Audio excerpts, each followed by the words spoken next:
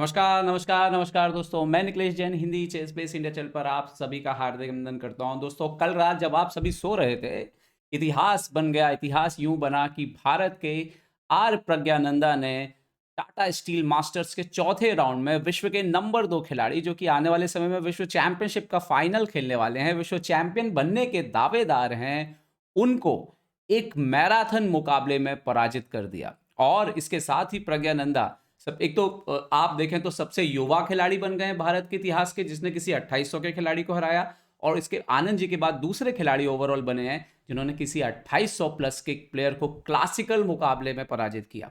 आखिर क्यों क्लासिकल शतरंज जो है वो हमेशा ऊपर माना जाता है रैपिड या ब्लिस से दोस्तों? क्योंकि यहां पर अगर आपको जीतना है तो यहां पे लक ज्यादा काम नहीं करता। लक का जो परसेंटेज है वो बहुत कम होता है। यहां पर आपकी टेक्निक, यहां पर आपका नॉलेज, यहां पे आपका पेशेंस, साथ ही साथ आपकी लगातार बेहतर मूव्स ढूंढने की जो क्षमता होती है उसकी टेस्टिंग होती है। और इसीलिए क्लासिकल चेस जो है वो सर्वोपरि है। अब हम यहाँ पर देखेंगे कि कल क्या हुआ। कल सबसे ज्यादा परिणाम आए, मतलब 7 में से कल 3 मैच के परिणाम आए। प्रज्ञानंदा ने डिंग लीरेन को हराया। अनीश गिरी ने ठीक 12 साल बाद मैग्नस कार्लसन को हराया। अगर वो वीडियो ना देखा हो तो जरूर देखें, मैं लिंक डिस्क्रिप्शन में दे देता हूं। और अब्दुल सत्तारोव ने इस टूर्नामेंट में दूसरी जीत हासिल की। उन्होंने परहम मकसूदलू को पराजित किया।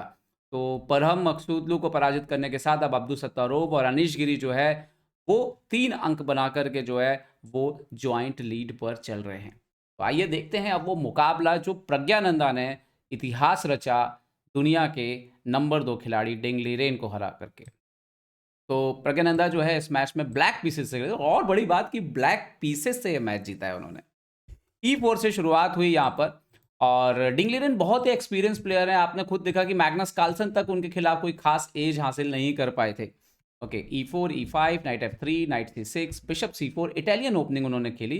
राय लोपेज नहीं चुना। Bishop C5, castle, night F6 यहाँ पर। तो ये सब मेन लाइन ही हो रही थी। D3 यहाँ पर प्रज्ञानंदा ने D6 खेला। नाउ इन्होंने C3 लाइन खेला। तो प्रज्ञानंदा ने यहाँ पे सेकंड बेस्ट लाइन चुना। जो मेन लाइन है यहाँ पर वो कैसलिंग है। A6 किया यहाँ प्रज्ञानंदा ने। और आप जगह बनाते हैं, जब भी कोई C3 करता है तो एक्चुअली में कई बार B4, A4 का भी प्लान होता है। तो आप A6 करके तुरंत जो है अपने बिशप के लिए जगह बनाते हैं, क्योंकि ऑलरेडी आपने ये वाला डायगोनल तो बंद करके रखा है। रुक E1, तो एक मूव का एडवांटेज भी आपको दिख रहा है कि एक मूव आगे चल रहा है वाइट वहां पर। तो अब यहाँ पर प्रज्ञानंदा अपना बिशप भी पीछे खींच लेते हैं, बिशप A7। और अब चूंकि B5 ना आने पाए, इसीलिए वाइट जो है यहाँ पर A4 करता है। यहाँ पर वैसे एक लाइन सबसे ज्यादा है जो खेली जाती है, वो है बिशप B3। बिशप B3 का आइडिया यह है कि आप कभी भी बिशप E6 आए तो वाइट बिशप C2 से अपने बिशप को बचा लेता है, और बाद में जब वो सेंटर ओपन हो जाता है यहाँ से कहीं, तो बिशप बाद में जो है वो यूजफुल हो जाता है। तो ये बहुत ही कॉमन टेक्निक है इटालियन में।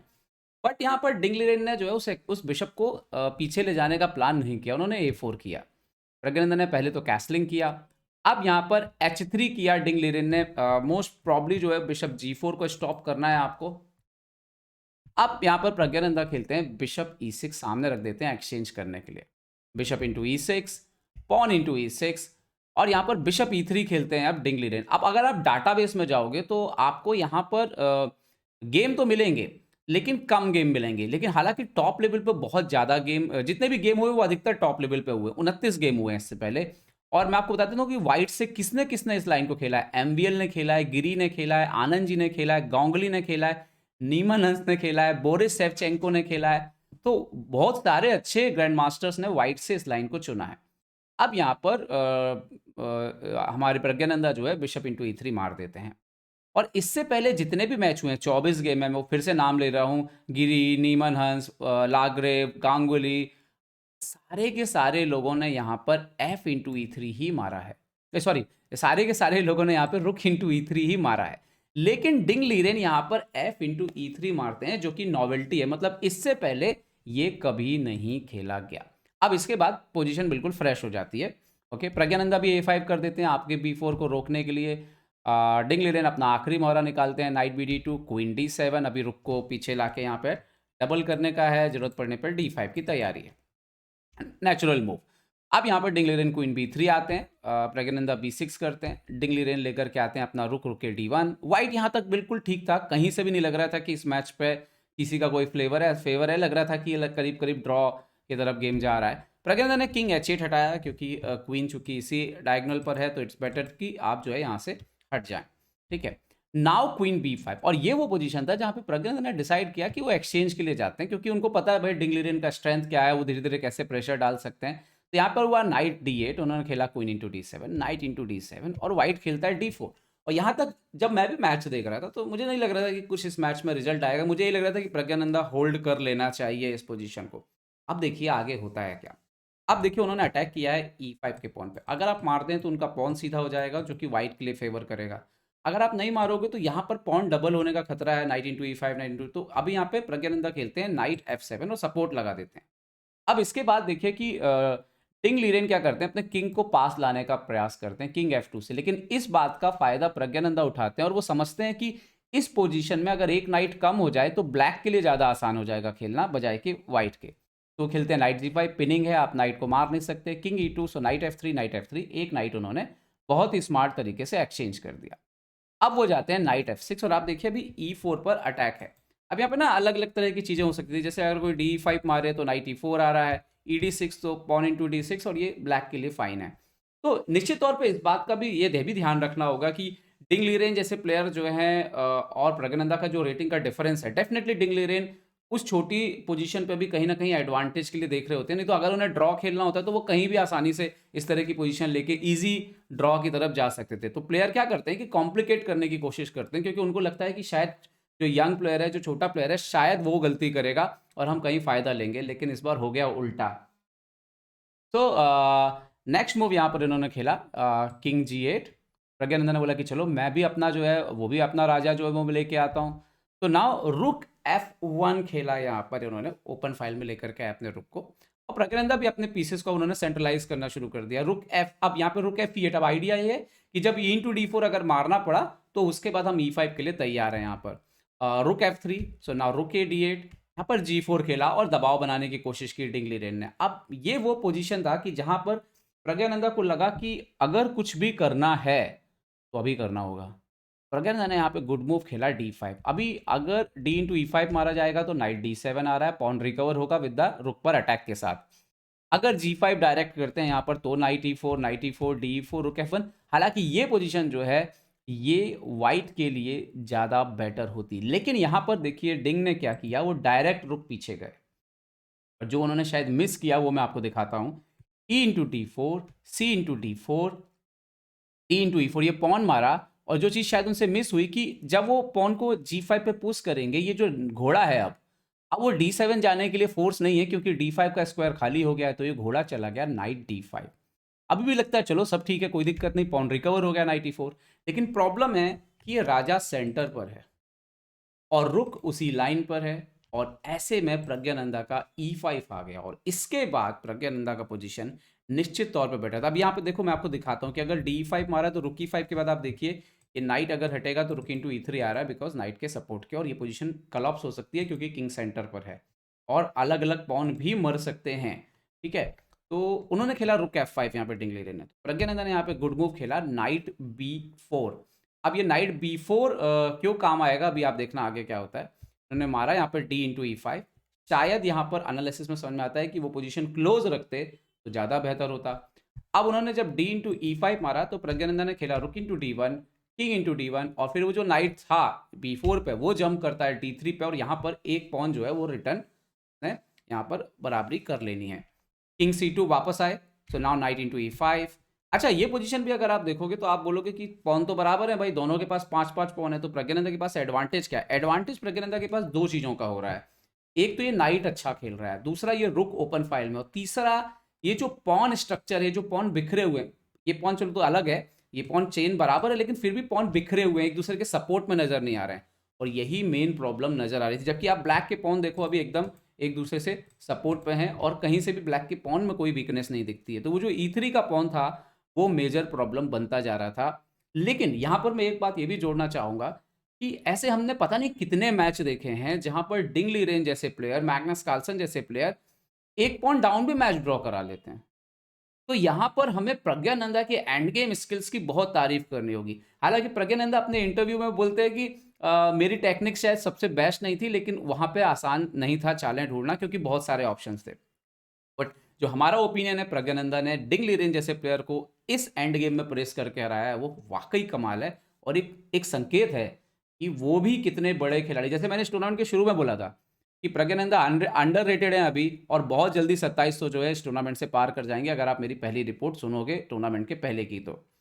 ओके, सो नाइट D2 यहाँ पर गए पीछे, नाउ प्रज्ञानंदा खेलते हैं रुक E6। अब उनका आइडिया जो है वो रुक को लिफ्ट करना है, और रुक जरूरत पड़ने पर जो है वो इन इन प्यादों पर जो है वो आक्रमण करने के लिए तैयार है। ओके, अब इस पोजीशन पे क्या हुआ कि रुक F4 खेला। अच्छा, यहाँ पे शायद एक जो एनालिसिस में किंग C3 खेल सकते हैं, क्योंकि अगर आप यहाँ पे चेक दोगे तो किंग ऊपर आता जाएगा। बट उन्होंने क्या किया, यहाँ पे खेला रुक F4। नाउ जब रुक C6 चेक आए तो किंग B1 चले गए, तो ये भी एक और गलती हुई कि राजा को पीछे की तरफ लेकर के गए। तो ऐसे ऐसे छोटे छोटे कुछ मिस्टेक्स हो रहे थे डिंग लीरेन से, और मुझे लगता है कि ये कहीं ना कहीं प्रेशर फील कर रहे थे, क्योंकि प्रज्ञानंदा बहुत अच्छा खेल रहे थे। तो जब भी क्या होता है कि आपके अगर यंग प्लेयर इतना अच्छा खेल रहा हो ना, तो आपको प्रेशर फील होता है, और वो दिख रहा है कि पहली बार डिंग लीरेन थोड़ा प्रेशर में या अनकंफर्टेबल थे, प्रेशर नहीं भी बोलो तो थोड़ा अनकंफर्टेबल थे कि दबाव उनके ऊपर आ रहा था, और जब दबाव आता है तब इस तरह की गलतियां होती हैं आपसे। रुक D4 खेला यहाँ पर डिंग लीरेन ने, सो प्रज्ञानंदा ने रुक C1 चेक दिया, king A2, night B4 check. और ये पोजीशन तो देखिए बड़ी खतरनाक सी है, नाइट क्या जबरदस्त लोकेशन पर बैठा है, और पीसेस जो है वो स्ट्रगल कर रहे हैं। और अभी आप देखिए ये पॉन जो अलग अलग हैं, ये मुश्किलात पैदा करने वाले थे। किंग F7 खेला यहाँ पर। ओके, तो यहाँ पे नाइट C4 आए डिंग लीरेन, सो प्रज्ञानंदा किंग G5। अच्छा, ये भी सबसे इंपॉर्टेंट था, जो रियलाइजेशन था, ये रियलाइजेशन कि आपके पीसेस अभी यहीं फंसे हुए हैं, तो ये जो दो पॉन है H3 और G5 पर, इस पे किंग ने जाके हमला कर दिया, और मेरे ख्याल से ये सबसे डिसाइडिंग फैक्टर रहा। और जैसे ही यहाँ पर नाइट C4 किंग G6 गया, यहाँ पे रियलाइज हुआ कि H4 के बाद किंग H5 तक चला गया। सोचो, अब प्रॉब्लम ये है कि कभी ना कभी देर सवेर जो है वो पॉन जो है वो मर जाएगा, भले किंग से मारें या रुक से लाके मारें। और वही हुआ बाद में। नाइट E5, सो रुक E1 पहले इस वाले पॉन पर अटैक किया, फोर्स किया कि आप इसको डिफेंड करो रुक E4 से, फिर रुक H1, नाइट D7 गए वो अटैक करने के लिए, बट रुक इंटू H4, यहाँ पर रुक E7, सो रुक किंग इंटू G5 भी मार लिया, रुक G7, king H6, even king F5 जो है वो भी यहाँ पर अच्छा ऑप्शन होता, बट किंग H6 यहाँ पर रुक E7 और किंग G5, यहाँ पर नाइट F8 खेला डिंग ने। अच्छा, डिंग यहाँ पे शायद रुक G7 चेक फिर से दे सकते थे, इस तरीके से मैच चल सकता था। वो थोड़ा सा यहाँ पर आसान नहीं होता जीतना, बट उन्होंने खेला नाइट F8, और उसके बाद प्रज्ञानंदा ने H5 पर दिया। और इसके बाद जो पूरा गेम है, इसके आगे का 48 चालें हो चुकी हैं, इसके आगे का जितना भी गेम था, अब वो गेम इस बात का था कि प्रज्ञानंदा के पास एडवांटेज है, एक पास्ट पॉन है कॉर्नर पे। अब कॉर्नर का जो पॉन होता है वो रुक के एंड गेम के लिए भी खराब है और नाइट एंड गेम के लिए भी खराब होता है, ठीक है। और क्योंकि अपोनेंट का किंग दूर है, और ऊपर से नाइट भी अपना जबरदस्त पोजीशन पे था, और उनका E3 भी खराब है, तो यहाँ पर गेम चलता रहा। अच्छा, यहाँ पर देखिए कि कई ऐसे मोमेंट आए कि जब वो इस पॉन को मारने के लिए जा सकते थे, लेकिन उनको मेन प्रॉब्लम ये था कि अगर E3 मर गया यहाँ पर तो क्या होगा। और इसी चक्कर में जो है उन्होंने थोड़ा सा, जैसे रुक G7, किंग F5, रुक F7, किंग E4 तक गया, फिर फाइनली उन्होंने रुक इंटू C7 मारा। बट इससे और थोड़ा सा नुकसान ये हो गया कि अब किंग E3 मर गया, तो अब उन्होंने खेला नाइट G6 और नाउ आया रुक D4। अब प्रज्ञानंदा को बस ये करना था कि अपने पॉन्स को गार्ड करना है, कोई भी प्यादा मरना नहीं चाहिए, और धीरे धीरे पॉन को पुश करना था। उन्होंने खेला रुक H7, सो नाउ पहले चेक दिया कि रुक D3, किंग C4, और यहाँ से पॉन डिफेंड किया, रुक D5, उन्होंने खेला रुक E7 चेक, सो किंग F2 चला गया भाई, पॉन के आगे पहुंचने के लिए जो रास्ता है वहाँ पे सपोर्ट के लिए तैयार। रुक B7 इस पॉन पर अटैक किया, तो प्रज्ञानंदा ने वो भी डिफेंड किया, नाइट F4, सो पॉन पुश। पर रुक G7 खेला, सो नाउ किंग F3 खेल के नाइट पर अटैक किया, नाइट H3 गया, सो नाइट C6, और यहाँ पर उन्होंने खेला नाइट G5 चेक, तो किंग F4, थोड़ा सा यहाँ पर टाइम लगा, किंग G3, यहाँ पर नाइट G5 चेक, तो किंग E3 जाना पड़ा, नाइट H3 खेला यहाँ पर, सो नाउ नाइट D4, रुक G4, सो रुक C6 चेक, किंग D5, रुक C5, king D6, night F5, king D7। ये थोड़ा सा यहाँ पे टाइम लगा, बट उसमें ये हुआ कि ये वाइट का ही किंग प्रेस करते करते काफ़ी ऊपर आ गया था। किंग F3, रुक G6 को एक पोजीशन जिसपे खत्म हुआ वो दिखाता हूँ आपको, रुक D5, किंग E6 और नाइट E3। और अब पोजीशन क्या बन गई कि नाइट G1।